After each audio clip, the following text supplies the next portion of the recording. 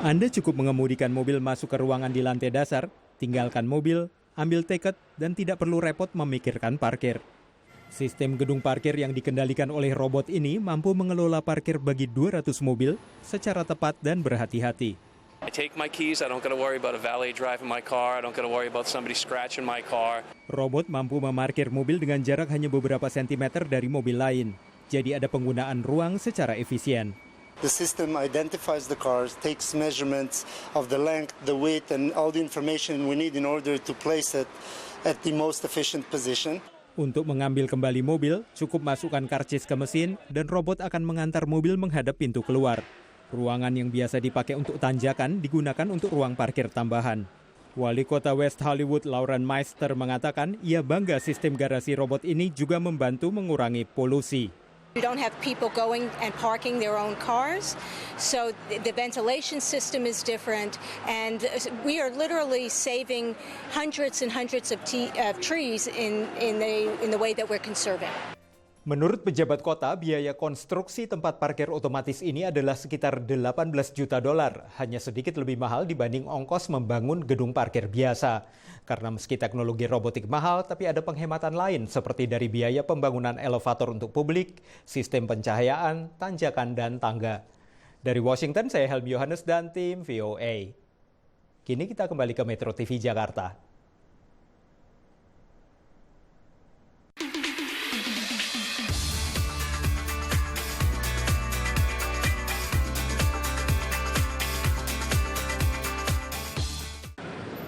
Anda cukup mengemudikan mobil masuk ke ruangan di lantai dasar, tinggalkan mobil, ambil tiket, dan tidak perlu repot memikirkan parkir. Sistem gedung parkir yang dikendalikan oleh robot ini mampu mengelola parkir bagi 200 mobil secara tepat dan berhati-hati.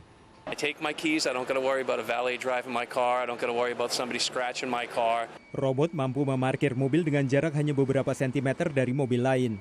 Jadi ada penggunaan ruang secara efisien. The system identifies the cars, takes measurements of the length, the weight, and all the information we need in order to place it at the most efficient position. Untuk mengambil kembali mobil, cukup masukkan karcis ke mesin dan robot akan mengantar mobil menghadap pintu keluar. Ruangan yang biasa dipakai untuk tanjakan digunakan untuk ruang parkir tambahan. Wali Kota West Hollywood Lauren Meister mengatakan ia bangga sistem garasi robot ini juga membantu mengurangi polusi. We don't have people going and parking their own cars, so the ventilation system is different, and we are literally saving hundreds and hundreds of trees in the way that we're conserving. Menurut pejabat kota, biaya konstruksi tempat parkir otomatis ini adalah sekitar $18 juta, hanya sedikit lebih mahal dibanding ongkos membangun gedung parkir biasa. Karena meski teknologi robotik mahal, tapi ada penghematan lain seperti dari biaya pembangunan elevator untuk publik, sistem pencahayaan, tanjakan, dan tangga. Dari Washington, saya Helmi Yohanes dan tim VOA. Kini kita kembali ke Metro TV Jakarta.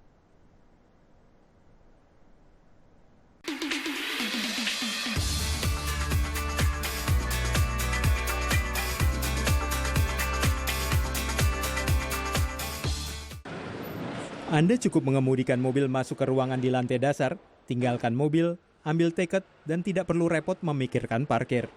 Sistem gedung parkir yang dikendalikan oleh robot ini mampu mengelola parkir bagi 200 mobil secara tepat dan berhati-hati.